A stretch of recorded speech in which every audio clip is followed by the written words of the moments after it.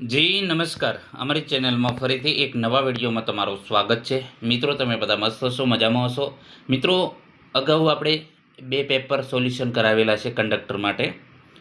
હમણાં આપણે જાહેર કર્યું હતું કે મંગળવારે એટલે કે 18/8/2026ના રોજ આપણે કંડક્ટરની જે છે પ્રેક્ટિસ પેપર સોલ્યુશન સિરીઝ લાવીશું. તો મિત્રો, આ સિરીઝ ચાલુ કરી છે જેથી કરીને આવનારી પરીક્ષામાં તમને ઘણો ફાયદો થાય.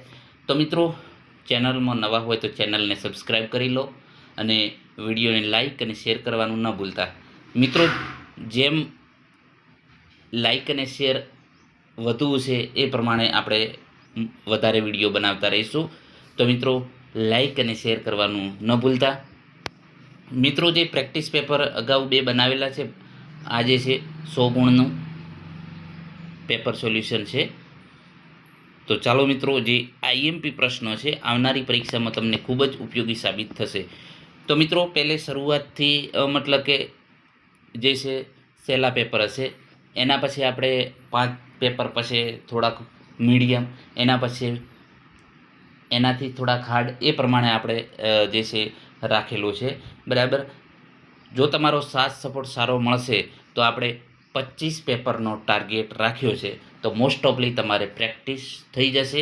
અને આ જે છે સ્ટાન્ડર્ડ બુકમાંથી લેવામાં આવેલા પ્રશ્નો છે, એટલે ચિંતા ના કરતા મિત્રો. જે પણ હું મટીરિયલ આપું છું એ સ્ટાન્ડર્ડ જ હોય છે. મોસ્ટ ઓફલી કદાચ એકાદ પ્રશ્નમાં ભૂલ હોય તો જણાવજો. બરાબર. મોસ્ટ ઓફલી સ્ટાન્ડર્ડ જ હોય છે દોસ્તો. કદાચ પ્રિન્ટિંગમાં કંઈ મિસ્ટેક થયું હોય, બરાબર, મતલબ કે જે આમાં, તો એ પ્રમાણે જાણ કરજો. બરાબર. તો ચાલો મિત્રો, જે આઈએમપી પ્રશ્નો છે, ગુજરાત રાજ્યની સ્થાપના કયા દિવસે થઈ હતી? તો મિત્રો, ગુજરાત રાજ્યની સ્થાપના, આ જે છે પ્રશ્ન ઘણી પરીક્ષામાં પૂછાય છે અને સહેલો છે એટલા માટે લીધો છે. અને કદાચ પૂછી શકે, ઘણી વખતે આપણને યાદ ના હોય, અટવાઈ જઈએ, તો ગુજરાત રાજ્યની સ્થાપના 1 મે 1960ના રોજ થઈ હતી. ગુજરાતની રાજધાની તો ગાંધીનગર. પહેલાં અગાઉ શરૂઆતમાં અમદાવાદ હતી. બરાબર. એ પણ ખાસ ધ્યાન રાખજો. ગુજરાતનું સૌથી મોટું શહેર કયું? તો અમદાવાદ. બરાબર. ગીર રાષ્ટ્રીય ઉદ્યાન શેના માટે પ્રસિદ્ધ છે? તો ગીર રાષ્ટ્રીય ઉદ્યાન જે છે એશિયાટિક સિંહ માટે પ્રખ્યાત અથવા તો પ્રસિદ્ધ છે. બરાબર. ગુજરાતની સૌથી લાંબી નદી કઈ છે? તો ગુજરાતની સૌથી લાંબી નદી નર્મદા છે. બરાબર. એના પછી વાત કરીશું, સરદાર સરોવર બંધ કઈ નદી પર આવેલો છે? તો સરદાર સરોવર બંધ છે નર્મદા. દાંડી કૂચ કયા વર્ષમાં યોજાઈ હતી? તો દાંડી કૂચ 1930માં યોજાઈ હતી.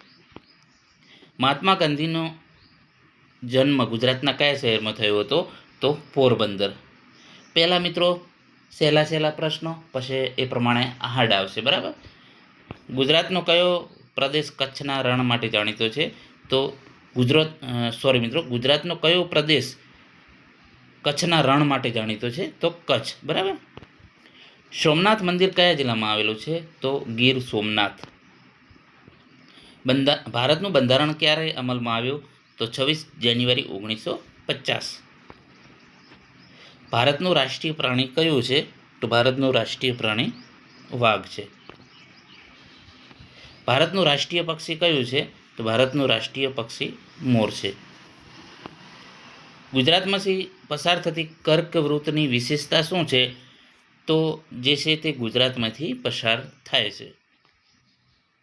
કચ્છનું રણ મુખ્યત્વે કયા પ્રકારનું ભૂમિ સ્વરૂપ છે? તો રણ પ્રદેશ. ગુજરાતનો દરિયા કિનારો કયા સમુદ્ર સાથે જોડાયેલો છે? તો અરબી સમુદ્ર સાથે. લોખંડી પુરુષ તરીકે કોને ઓળખવામાં આવે છે? તો સરદાર વલ્લભભાઈ પટેલ. ગુજરાતનો પ્રસિદ્ધ લોકનૃત્ય તો ગરબા. બરાબર. ભારતનું રાષ્ટ્રીય ચલણ કયું છે? તો રૂપિયો અથવા તો રૂપિયા.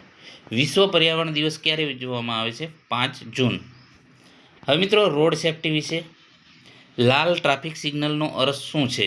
તો જે રોડ સેફટીના જે 10 ગુણ છે, 10 ગુણનું, તો લાલ ટ્રાફિક સિગ્નલનો અર્થ શું છે? ઝડપ વધારવી, આગળ વધવું, વાહન રોકવું કે વળાંક લેવો. તો એનો સાચો જવાબ છે વાહન રોકવું. એના પછી વાત કરીશું, ઝીબ્રા ક્રોસિંગનો મુખ્ય ઉપયોગ શેના માટે થાય છે? તો ઝીબ્રા ક્રોસિંગનો જે છે ખાસ એનો ઉપયોગ પદયાત્રીઓ એટલે કે રસ્તો પાર કરવા માટે ઝીબ્રા ક્રોસિંગનો ઉપયોગ. વાહન ચલાવતી વખતે સીટ બેલ્ટનો મુખ્ય હેતુ શું છે? તો અકસ્માત સમયે સુરક્ષા મળે એટલા માટે સીટ બેલ્ટ. એના પછી પીળા ટ્રાફિક સિગ્નલનો સામાન્ય અર્થ શું છે? તો સાવધાન અથવા તો રોકાવા માટે તૈયાર. બરાબર, પીળા ટ્રાફિક સિગ્નલ. રસ્તા પર નો પાર્કિંગ ચિહ્ન શું દર્શાવે છે? તો પાર્કિંગ મનાઈ. રાત્રે સામેના વાહનને નજીકથી પસાર કરતી વખતે શું કરવું જોઈએ? તો ડીપ અથવા તો લો બીમ કરવો. બરાબર. વાહન ચલાવતી વખતે મોબાઈલ ફોનનો ઉપયોગ કરવો જોઈએ? તો ના. બરાબર, મનાઈ છે. રસ્તા પર ત્રિકોણાકાર ટ્રાફિક ચિહ્નો સામાન્ય રીતે શું દર્શાવે છે? તો એ ચેતવણી દર્શાવે છે. બરાબર, જે ત્રિકોણાકાર હોય છે. ઓવરટેક કરતાં પહેલાં સૌથી મહત્ત્વની બાબત કઈ છે? તો ઓવરટેક કરતાં પહેલાં સૌથી મહત્ત્વની બાબત જે છે, રસ્તો સુરક્ષિત છે કે નહીં એ તપાસવું જોઈએ. વાહનમાં આગ લાગે ત્યારે સૌપ્રથમ શું કરવું? તો મુસાફરોને સુરક્ષિત સ્થળે ઉતારવા. હવે ગુજરાતી વ્યાકરણ. સૂર્યનો પર્યાયવાચી શબ્દ કયો છે? તો સૂર્યનો પર્યાયવાચી રવિ. પર્યાયવાચી એટલે કે સમાનાર્થી. સુખનો વિરોધાર્થી શબ્દ કયો છે? તો સુખનો વિરોધાર્થી શબ્દ દુઃખ છે. હાથ ધોઈ નાખવા. રૂઢિ પ્રયોગનો અર્થ શું? હાથ ધોઈ નાખવા એટલે જવાબદારીમાંથી દૂર થઈ જવું. બરાબર. વિદ્યાર્થી શબ્દનું સ્ત્રીલિંગ શું છે? તો વિદ્યાર્થીની. એના પછી છોકરોનું બહુવચન શું છે? તો છોકરાઓ. જેવું વાવો તેવું લણો કયા પ્રકારનું વાક્ય છે? તો કહેવત છે. જેવું વાવો તેવું લણો કહેવત છે. રાજમાર્ગ કયો સમાસ છે? તો રાજમાર્ગ જે છે એ તત્પુરુષ સમાસ છે. એના પછી નિરાશ શબ્દમાં કયો ઉપસર્ગ છે? તો નિર. બરાબર. લખે છે કયો કાળ છે? તો વર્તમાન. રામ શાળાએ જાય છે વાક્યમાં કર્તા કયો છે? તો કર્તા છે રામ. હવે અંગ્રેજી વ્યાકરણ છે 10 માર્ક્સનો. Choose the correct article. He is an honest man. બરાબર, તો અહીં સાચો જવાબ છે એન આવશે. બરાબર, ઓનેસ્ટ તો કે જેનું ઉચ્ચારણ જે પ્રમાણે આપણે કહીએ છીએ કે જેનું ઉચ્ચારણ જે સ્વરો હોય છે, બરાબર, તો એના આધારે થતું હોય. બરાબર, અહીં જે છે આપણે ઓનેસ્ટ. બરાબર, તો એન આર્ટિકલ. આના વિશે આપણે અલગથી વિડીયો બનાવીશું આર્ટિકલ વિશે. એના પછી what is the plural of child? એનો જે છે પ્લુરલ ઓફ ચાઇલ્ડ ચિલ્ડ્રન્સ. બરાબર, એનું બહુવચન. એના પછી વાત કરીશું choose the correct synonym of happy. Happy જે સમાનાર્થી તો ગ્લેડ. બરાબર. એન્ટિનમી ઓફ અર્લી તો લેટ. બરાબર, તો એનું વિરોધાર્થી. હી ખાલી જગ્યા to the school every day. He goes to school every day. બરાબર. Identify the noun. The boy is playing તો બોય ઇઝ નાઉન છે. બરાબર, નામ. Choose the correct spelling. તો અહીં રિસીવના સ્પેલિંગ આપેલા છે, એમાં સાચો જવાબ બી ઓપ્શન સાચો જવાબ છે. I am reading a book. Which tense is this? તો ટેન્સ દર્શાવવાનો છે કયો? તો present continuous. Opposite of strong. એનું સ્ટ્રોંગનું ઓપોઝિટ શું છે? તો weak. The sun rise in the east. The sentence is in. તો કયું સેન્ટેન્સ છે? તો સિમ્પલ પ્રેઝન્ટ ટેન્સ. હવે મિત્રો ગણિતના છે 10 માર્ક્સ. બરાબર, તો અહીં જે છે રિઝનિંગ અને ગણિતીય ક્ષમતા. બરાબર, તો ગણિત માટે આપણે જે છે અલગ જે છે વિડીયો બનાવીશું. તેમ છતાં સાચા જવાબો જોઈ લઈએ. તો આ તો તમને નોર્મલ છે. પછી 200નું 10% કેટલું? બરાબર, તો કે 100 એ 10 તો 200 એ કેટલું? સામાન્ય ઇઝી પ્રશ્ન છે, તો એના 20. અહીં સરવાળા આપેલા છે, પછી ભાગાકાર. બરાબર, પછી અહીં ₹500ની વસ્તુ પર 10% ડિસ્કાઉન્ટ મળે તો વેચાણ કિંમત કેટલી? બરાબર, તો એના 10%. બરાબર, તો એ પ્રમાણે આપણે ગણતરી કરવાની છે. તો એનો સાચો જવાબ છે 450. 100 એ 10 મળે. બરાબર, તો 500 એ ₹50 મતલબ કે ડિસ્કાઉન્ટ મળે એટલે એની વેચાણ કિંમત 500માંથી 50 બાદ કરી દેવાના, તો 450, બરાબર. અહીં શ્રેણી પૂરી કરવાની, 4 6 4 6 8 પછી 10, બરાબર. 1 કલાકમાં કેટલા મિનિટ? મિત્રો આ સામાન્ય પ્રશ્નો છે, તેમ છતાં આપણને જાણકારી માટે આવા પ્રશ્નો પૂછી શકે છે, અથવા તો મતલબ કે આપણને પણ આઈડિયા હોવો જોઈએ, કેમ કે બીજા કોઈ દાખલા ગણવામાં તમને પણ ખબર પડે.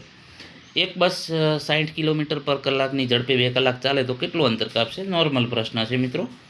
એના પછી આપણે થોડા હાર્ડ પ્રશ્નો લઈશું. તમને બધાને એમ થશે કેમ આવા પ્રશ્નો, પરંતુ જે બેઝિકથી આપણે શરૂઆત કરીએ છીએ, બરાબર. એટલે નોર્મલ પ્રશ્ન પહેલાં રાખ્યા. 15 20 અને 25ની સરેરાશ કેટલી? બરાબર. 15 20 અને 25 એની સરેરાશ આપણે કરવાની છે, તો કેટલી? 30 40 40 ને 60 અને ભાગ્યા 3, બરાબર. તો 20 આવશે. હવે મોટર વ્હીકલ એક્ટ અથવા તો ફર્સ્ટ એડ કંડક્ટરની ફરજો, બરાબર, 10 માર્ચનું છે. તો મોટર વ્હીકલ એક્ટ કયા વર્ષનો છે? તો 1988. ડ્રાઇવિંગ લાયસન્સનો મુખ્ય હેતુ શું છે? તો વાહન ચલાવવાની કાયદેસર પરવાનગી. વાહનનું રજિસ્ટ્રેશન સર્ટિફિકેટ સામાન્ય રીતે કયા નામે ઓળખાય છે? તો એ આરસીના નામે, બરાબર. આરસી નામે આપણે ઓળખીએ છીએ ટૂંકમાં. પીયુસીનો સંબંધ શેની સાથે છે? તો પ્રદૂષણ નિયંત્રણ માટે છે પીયુસી સર્ટિફિકેટ, બરાબર.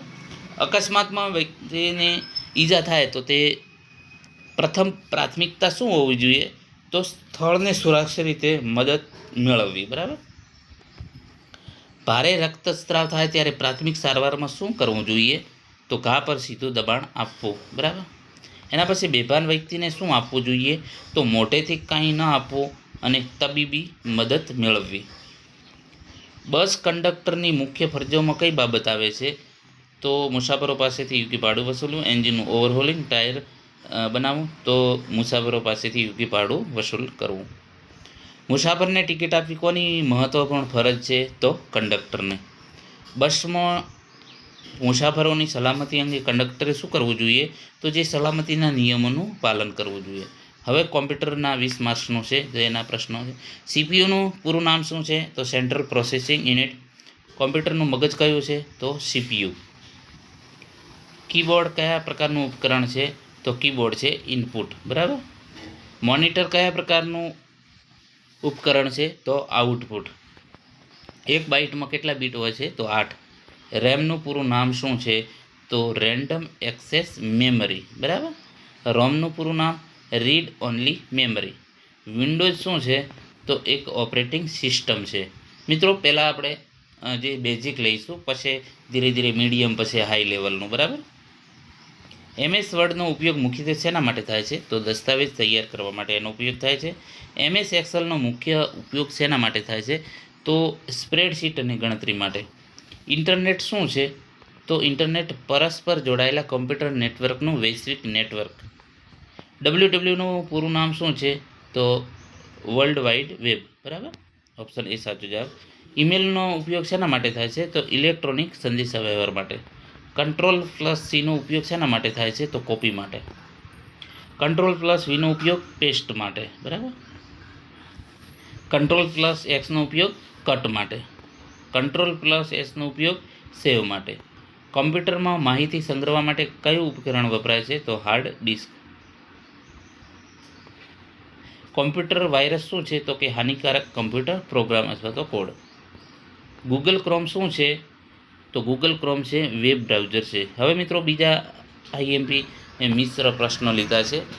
ગુજરાત રાજ્ય માર્ગ વાહન વ્યવહારનું ટૂંકું નામ શું છે? GSRTC અથવા તો GSRTCનું પૂરું નામ શું છે? મુસાફરી બસમાં મુસાફરી દરમિયાન ટિકિટ શા માટે સાચવી રાખવી? તો મુસાફરીના અધિકૃત પુરાવા તરીકે. અંધારુંનો વિરોધાર્થી શબ્દ પ્રકાશ. He has completed his work કયો કાળ છે? તો પ્રેઝન્ટ પરફેક્ટ. 3/4 ને દશાંશમાં વ્યક્ત કરતાં કેટલું થાય? તો 0.75. 5 10 20 40, તો પછી નેક્સ્ટ 80, બરાબર. વાહનના બ્રેકનો મુખ્ય હેતુ શું છે? તો વાહન ધીમું અથવા તો રોકવા માટે. ફર્સ્ટ એડનો અર્થ શું છે? તો તબીબી નિષ્ણાત આવે અથવા તો હોસ્પિટલમાં જઈએ ત્યાં સુધી આપવામાં આવતી પ્રાથમિક જે છે સારવાર, એને ફર્સ્ટ એડ તરીકે ઓળખવામાં આવે છે. ફાઇલને કાયમી રીતે કાઢી નાખતા પહેલાં કોમ્પ્યુટરમાં સામાન્ય રીતે ક્યાં જાય છે? તો રિસાયકલ બિનમાં. બસ કંડક્ટર માટે સૌથી મહત્ત્વપૂર્ણ ગુણ કયો? તો નિયમોનું પાલન, પ્રમાણિકતા અને મુસાફરો સાથે યોગ્ય વ્યવહાર. ઓપ્શન બી સાચો જવાબ છે. તો મિત્રો, આવનારી પરીક્ષામાં તમને ખૂબ જ ઉપયોગી થાય એવું પેપર છે. હજી આ બેઝિક છે, પછી એનાથી મીડિયમ રાખીશું અને એના પછી થોડુંક હાઈ લેવલનું. આપણે ટોટલ ટાર્ગેટ 25 પ્રશ્નપત્રનો રાખેલો છે. આ ત્રીજું છે. નેક્સ્ટ ચોથું, પાંચમું એ પ્રમાણે આપણે 25 બનાવીશું, જો તમારો સાથ સપોર્ટ વધારે હશે તો. એટલે દરેક મિત્રો વધુમાં વધુ વિડીયોને લાઇક અને શેર કરવાનું ન ભૂલતા. ચેનલમાં જો નવા હોય તો ચેનલમાં સબસ્ક્રાઈબ કરવાનું પણ ન ભૂલતા. Thank you. આભાર.